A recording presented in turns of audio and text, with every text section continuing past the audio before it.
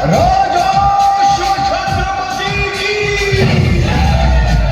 जगदंब बोले एक बार बजरंग बली बजरंग इचलकरंजी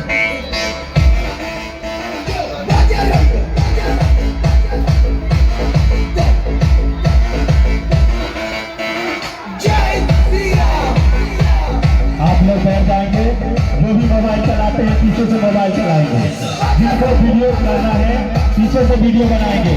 सभी माताएं का और पीछे वालों को भी कठिनाई नहीं होती है, इसलिए आप लोग बैठ जाएंगे।